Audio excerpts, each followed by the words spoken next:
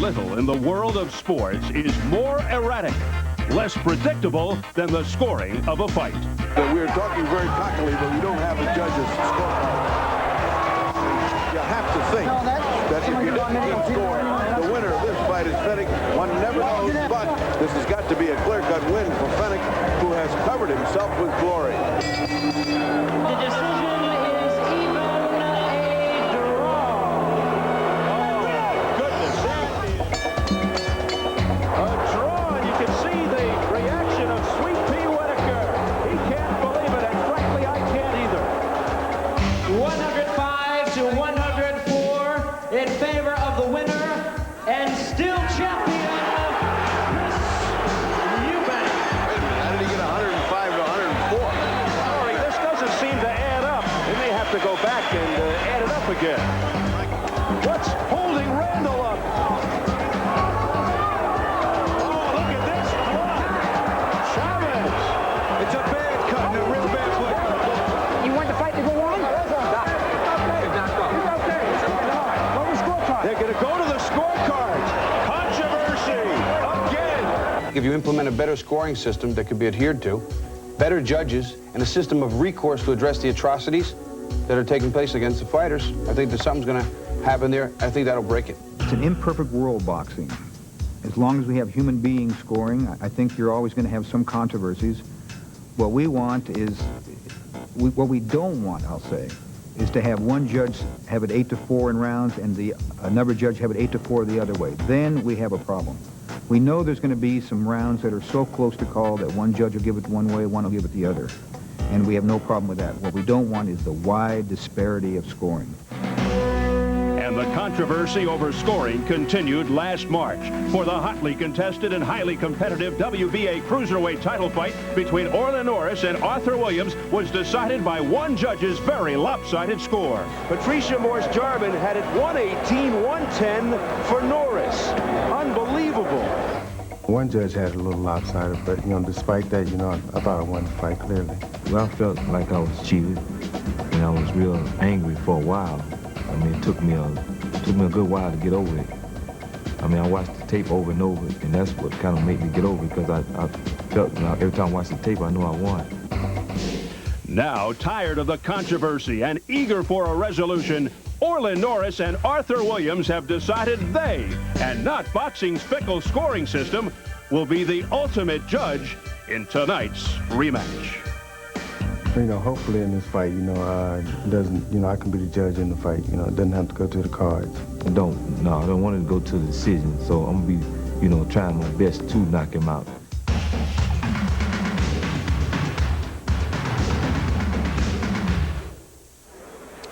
Well, we can't seem to get through a night of boxing these days without some form of controversy. As mentioned, the best way for Orlin Norris and Arthur Williams to avoid the strange scoring syndrome, 2 letters, KO. And just in case you missed it, we'd like to show you the judges' scorecards from that first Norris-Williams fight back on March the 4th. Norris taking the close split decision victory to retain the title. Here the breakdown. Judge Bill Graham went with Arthur Williams by the score of 114-112. Jerry Roth had the same score but a different winner, Orlin Norris. But the real eye-opener was turned in by Patricia Morse-Jarman, who had Norris winning by a whopping 118-110, which makes you wonder how 2 of the judges can have it so close while a 3rd judge can see it so one-sided, particularly when one of the other judges gave it to the opposing fighter. Ferdy, your thoughts on the scoring of that first bout? Well, it was awful because of Patricia Jarman. The other 2 had it very close. Whoever won, it was very close. Well, what happens here is they have had a continuing problem, and the head of the commission, Mark Ratner, has done a wonderful job. He takes these judges, puts them in a room about a month later and says, okay, let's look at this thing together. When they did that with Patricia Jarman, she says 3 of those rounds I would have scored it the other way. That would have given her a respectable 115-113 for Norris. Respectable and accurate. That would have been okay. Not that 8 points. Now, by doing this over and over again, there's a hope that possibly they can get a unanimity of opinion between the judges. They'll never be exactly the same. They're not supposed to be. They're human beings judging a fight. But they should never be that disparity of 8 rounds, which we have seen here over and over again in what has been called a Vegas decision. They got to get rid of that, and Mark Ratner's doing the best he can to do that. In light of the scoring, do you think the fighters will change their strategy in any way?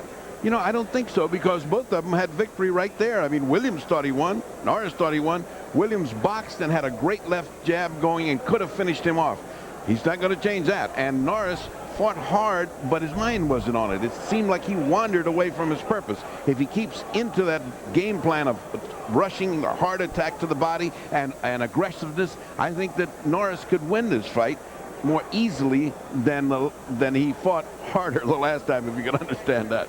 Well, he said he wasn't mentally focused that first time around. We'll see what happens tonight. Right now, we get our first look at the challenger, Arthur James Williams. There he is, 29 years of age, born in Pensacola, Florida, now makes his home right here in Las Vegas. The WBA's top contender for the cruiserweight title, the current USBA cruiserweight champ. A 2-to-1 underdog, 21-2-1 his record with 16 knockouts tonight. His second shot at a world title. Many felt he won it the first time around back on March 4th.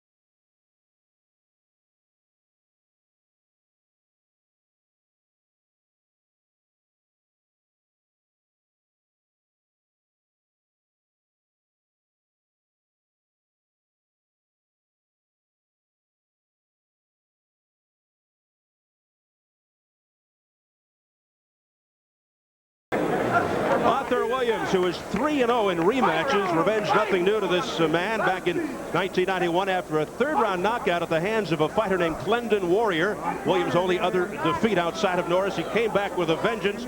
Just 2 months later, he destroyed Warrior with a vicious second-round TKO. Of course, Warrior is not Norris. He calls himself King Arthur. Tonight, this would-be king gets another chance at the crown. And now the champion, Orlin Norris, looking to dispel any doubt that he is superior to Arthur Williams in the ring. Many of the belief that Norris was quite fortunate to escape with that victory back in March. Perhaps even Norris himself had to wonder, judging from his reaction after the first fight. 28 years old, Lubbock, Texas. His birthplace, now lives in San Diego. A record of 40-3 with 1 no decision, 22 knockouts tonight. His second title defense.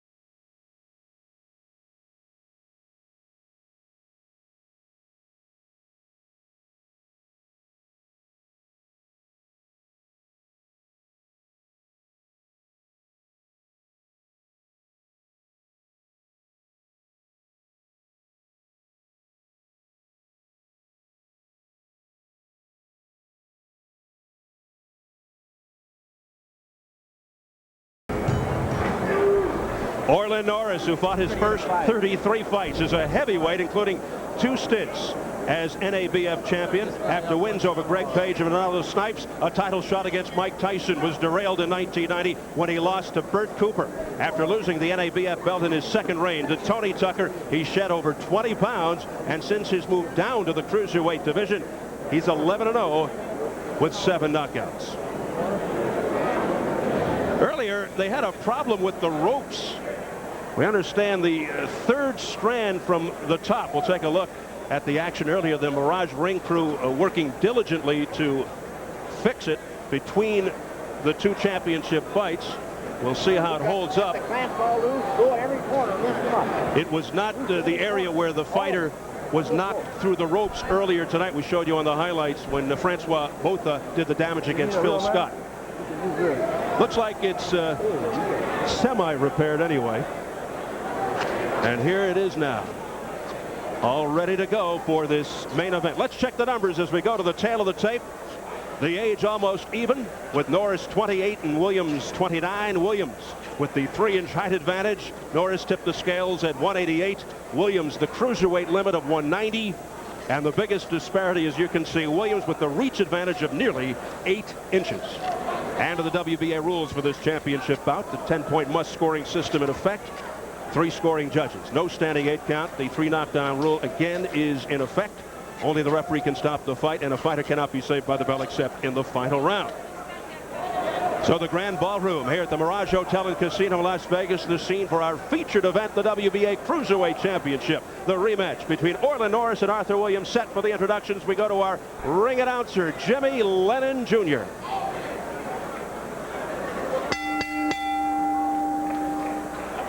Ladies and gentlemen, we welcome you to the beautiful Mirage Resort in Las Vegas, Nevada, for the main event of the evening, brought to you by Don King Productions and the Mirage in association with Corona Beer. This bout is scheduled for 12 rounds of boxing and is sanctioned by the World Boxing Association. President Gilberto Mendoza, Supervisor Dr. Calvin Inelsing. Along with the Nevada State Athletic Commission, the chairman is Dr. Elias Ghana. Commissioners, Nat Carasali, Luther Matt, Dr. James Nave, and Crispin Rivera. The executive director is Mark Ratner.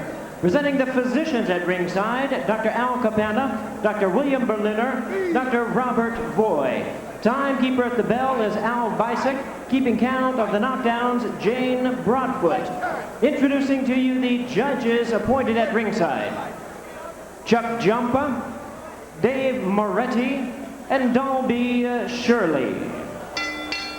All right, fans, here we go with the main event of the evening. And now, ladies and gentlemen in attendance and boxing fans joining us around the world, it's showtime. The rematch for the WBA Cruiserweight Championship of the World. Presenting the referee in charge of this bout, Richard Steele. Introducing to you first on my right, the challenger fighting out of the blue corner. He is wearing black trunks with gold trim, originally from Pensacola, Florida, now fighting out of Las Vegas, Nevada. He weighed in at an even 190 pounds. His record includes 21 wins, 2 losses, 1 draw, with 16 wins coming by way of knockout. He is ranked the #1 cruiserweight contender in the world by the WBA. Please welcome tonight's challenger, the fighter known as King, Arthur Williams.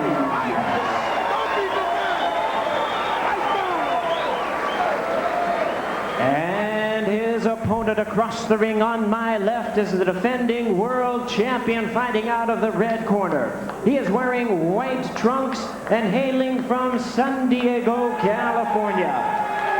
He weighed in at a trim and ready 188 pounds, and he enters the ring with a record of 40 wins, 3 losses, 1 no decision, with 22 wins coming by way of knockout.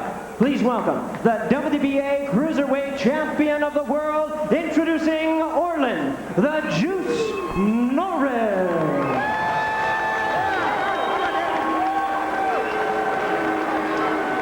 Once again, here's your referee in charge, now to give instructions, Richard Steele.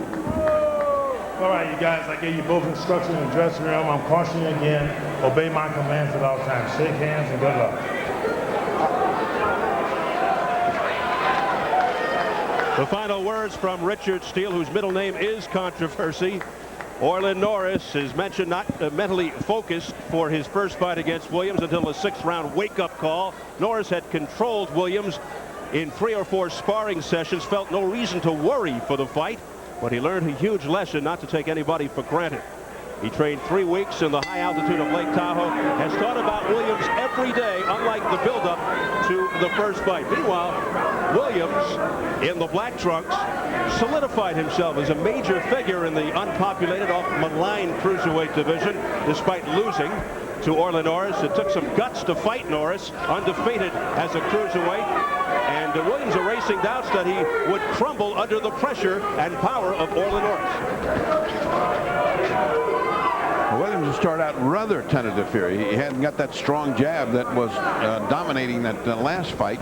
But I tell you what, I've I'll tell you one thing. Orlin Norris's mind is on this fight. I mean, he wants to get out of here. He doesn't want to have any kind of doubt of this. In their first meeting, Norris came out strong, winning the first round by a 10-8 score. But those of you who followed the fight know what happened after that. Norris, many feel, prior to winning the title, long overdue for a world championship. Had he fought as a cruiserweight, not a heavyweight, earlier in his career, probably would have won a title a long time ago. Well-disciplined, deceptively strong, good speed, excellent defense, strong jaw, nice shotgun jab, solid right, which knocked Williams down in the first round of fight one. Williams keeps pawing out that left like he's doing now. Instead of snapping it, he is going to get hit by a right hand crossing over it. Orlin, it looks like he's going at 110 miles per hour, and the other guy looks like he's just around about 50. He's just kind of poking it out. He's very tentative. He doesn't look confident. Williams, I'm speaking of, and the exact opposite is true of Orlin Norris. Our sometimes partner Bobby Ches had held the title, but unable to defend because of an injured back. Norris won the vacant cruiserweight title back in November with a 6th-round knockout of Marcelo Figueroa in France. Don't hold him, punch your way out. But Norris clearly looking the superior here in the opening round. But Arthur Williams dangerous, as Norris discovered back in March. About a minute to go in the first round. Good rally there for a moment by Williams, but back comes Norris. He's chasing him. He's dictating the fight. He's landing the harder punches. This tentative left hand that Williams keeps putting out there is really going to cost him. Holding and hitting by Orlin Norris, broken up by Richard Steele. A little caution. Someone in the corner better tell him to start snapping the jab and not just laying it out there. It's not an invitation. It's supposed to be a warning. Bloody nose of Arthur Williams. That left hand was blocked by Williams. Williams with the major reach advantage, great leverage, but so far not taking advantage.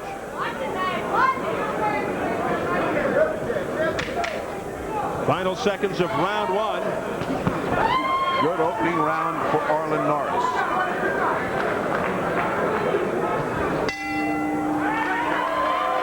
We'll take it into the Williams corner. Stacy McKinley in charge. Take a deep breath. Look, don't lay back on the ropes on this guy, okay? Deep breath. Your box is good. You don't lay on the ropes, all right? Deep breath. It's a good round. It's a good round. But you got to use that jab on him, all right? And when you're breaking towards you, don't go to the ropes, Hopper. Deep breath. You'll be all right. Some on his face. Deep breath. You're going to be all right, baby. You're going to be all right.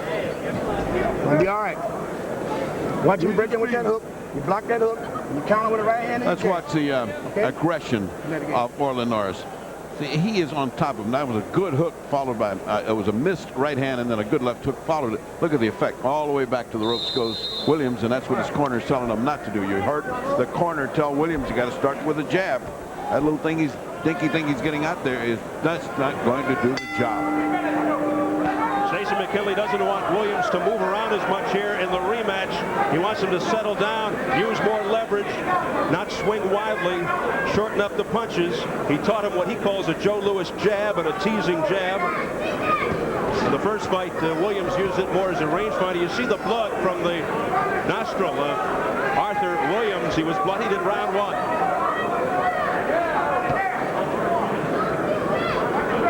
Williams' reaching for him is to try to identify the target, to try to make it stand still so he can hit it, and that's just bad stuff when you're fighting a guy as fast like Orlin Norris has got a strong hands. And Norris very cognizant of Williams' strong right hand. And it looks like Williams is looking to unload it more frequently now. He has an equally effective left jab, but there's a good cutting right by Norris. Norris is getting the range, no question about it. He's more aggressive. He's more confident. He's getting that range, and he looks like he's enjoying the evening. Yes, thus far, this is certainly a different Orlin Norris than we saw in the first fight. A lot more confident, a lot more focused. He said he was physically okay, but mentally not there in that first fight. Just did not take the challenger seriously enough. Left hand, nice hook by Norris. You know, you're left with a thought both these guys want to go up to the heavyweights. You're not looking at heavyweights here. I mean, you look at the cruiserweights, as bereft as that division is of startling big talents, these two guys are the best there is there. Norris was more of a defensive fighter when he was a heavyweight. He would have to be. He's too small. He says his walking around weight is 215. Williams' walking around weight is 220. Both would like to unify the title after this and then move up to the bigger bucks division, the heavyweights.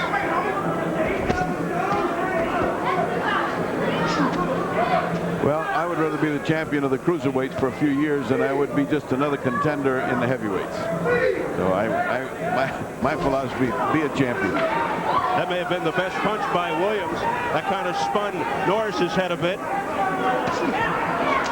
Oh, nice little uppercut. Nice uppercut by Orlin Norris, inside and hard.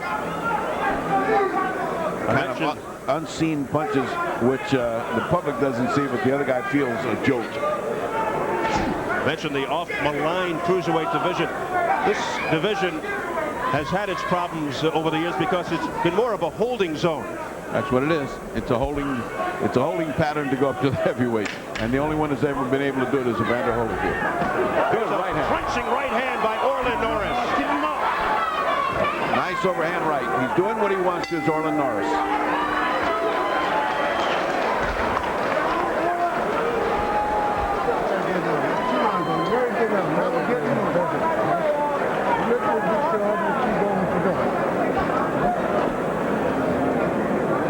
Because they're going to get the hollering at him over there, you know. Unfortunately, he's going to make more mistakes. Just stay cool and calm, just like you're going. You're working on that nose. Deep breath. So I'm going to throw that uppercut, come back to a little short hook. Too wide, just put that right hand around the back to that chin. Deep breath. You're doing great, baby. Just keep it up. Very good now. Work your defense with it. Here's that little left hook and upper and the sneaky uppercut. Now watch the little uppercut come in. And in just a few minutes after that came the uppercut. If we have time, we'll show it to you. It is just right there. Just right on the body. Beautiful stuff, those little inside uppercuts. And round 3 scheduled for 12 for the WBA Cruiserweight Championship. The champion, Orlin Norris, in the white trunks. The challenger, Arthur Williams, in the black with the gold trim. Certainly the corner of Norris is not worried one little bit. They seem to say, well, we've got 2 rounds in the kit. Just keep doing it. Shorten up your punches and go with the hook. Great. Abel Sanchez running the show in Norris's corner. Blood still streaking from the right nostril of Williams. Norris, who prides himself on defense, showing the offense. Winging away, pouring it out. Oh, what a heavy right hand. And Williams in trouble. Williams in big trouble. He may not be able to weather this. He was just about ready to go down, saved by the right shoulder of Orlin Norris. Well, Norris has got plenty of time here to finish him off if he just gets nice and calm. There he goes. Another big right, followed by another sledgehammer rights, and down goes Williams. Crumbles. It's all over. It's absolutely 3 sledgehammer right hands. And there was no question of a decision in this fight. It is all Norris. Took 2 rounds and finished off with a gigantic knockout. Orlin Norris erasing any doubt. Okay, relax. And he retains his title. Well, Williams didn't fight with anything resembling the talent that he showed in the last time. He looked tentative. He almost looked too cautious and didn't do anything to keep Orlin Norris off. Norris had his way. He was completely indefensive at the end. He was, no question about it, flat out on his face. The 5'11" Orlin Norris chopping the redwood down. 6'2" Arthur Williams winding up on the canvas. And Norris goes 2 for 2 against this young man. That's the Orlin Norris we know. Yes. You can hear in the background, that's the Orlin Norris we know. Well, let's take a look at how he got him in trouble. Orlin Norris connected. Look at that hook and then the right hand afterwards. The right hand just shook him completely. After that, it was just a barrage, because it's a matter of time when you get that guy in trouble. And Norris is hitting that hard. I'm surprised that he's hitting so openly, because that means he has no regard whatsoever for Williams. He just means we're going to knock this guy out and he's never going to punch back. That's an awful lot of punishment there. He would have gone down there, as you said prior to that, but he was lifted up by Norris's body. And some more look at basically the same thing, the hook and then the right hand. From there on out, it's academic. I mean, he really didn't have a chance. Of course, he took a lot of punishment. That zinging right hand uppercut had that thing landed. But you see, he was so confident, Norris was so confident, he had no desire to even worry about defense. It was just winging away. Look at those punches. Had Williams had anything, he could have come back and counter punching and done some damage, but he had absolutely nothing. I mean, he is, for all intents and purposes, unconscious there. He's just standing up, but he's out. And at the end of the fight, I think that's probably the closest thing I've ever seen to somebody get nailed into the canvas with 3 straight right hands. Watch these right hands. They come from all the way back. 1, and then another one, 2, and then another one, 3, and then by this time, it's all over. I mean, that is like nailing a nail into a piece of wood. And for those of you who didn't see it clearly, here's another. Here is another view of the end of the fight. This is Orlin Norris chopping down the tree. 1, and another huge right hand. Look, it's totally from all the way back here. He reached all the way back. Well, what he couldn't do in the first fight, he certainly did in the second, leaving absolutely no doubt that he is the champion of the cruiserweights. And Ferdy, Orlin Norris hammering away with a vengeance. Orlin Norris, who raises his record to 41-3 with 23 knockouts. We are set for the official time. We'll go up into the ring, and our ring announcer, Jimmy Lennon Jr. Ladies and gentlemen, with the time of 1 minute 8 seconds and round number 3, the referee in charge, Richard Steele, stops the contest. The winner by way of technical knockout and still champion, Orlin the Juice Norris.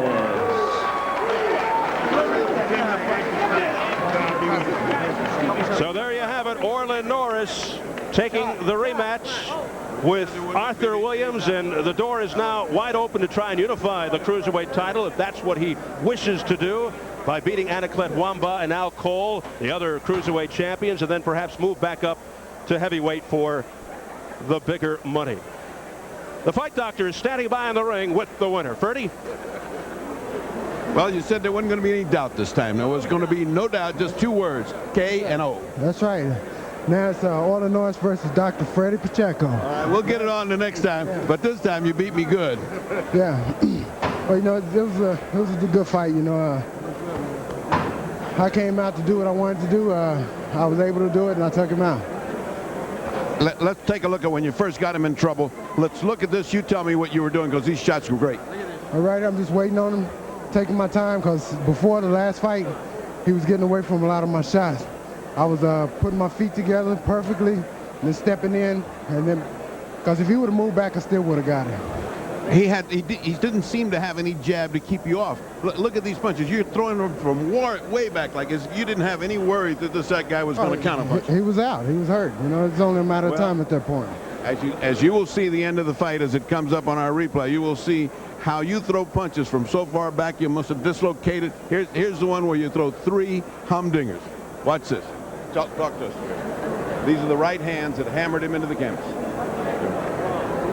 Yeah, you know, I know right there. I mean, he couldn't. There's 1. He couldn't throw anything back. I saw his eyes every time I would land. There's 2. And that's why I wanted to hit him right in the ear. And there are 3. I don't think you even threw a left hand or thought about it. You just had 3 winging right hand punches. Wasn't necessary. Well, when a man is down like that, he is out. There is no question about it. And the question's got to be, you're the cruiserweight champion. Why do you want to mess around with the heavyweights when you're so good as a cruiserweight? Right now, the heavyweights are not even in my mind right now. I'm thinking about the cruiserweights unifying or something. I'm not even thinking about the heavyweights. That's you guys thinking about that right now. I'm not thinking about it. I think you're a great cruiserweight champion. You should stay there. That's where it's good. All right, and you're satisfied, obviously satisfied with his performance. Can you improve on it? No, that's about as good as you'll ever get. Yep, this is Orlin Norris's dad, and you absolutely can't say anything better about your performance. Did you think that he had anything to fight you with in the first 2 rounds? He didn't seem to hit you with anything.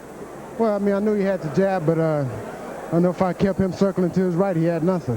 All right, and from a very satisfied camp, and well, you should be, to Steve Albert at ringside. Thank you very much, Bertie. Orlin Norris has not lost in 12 fights as a cruiserweight.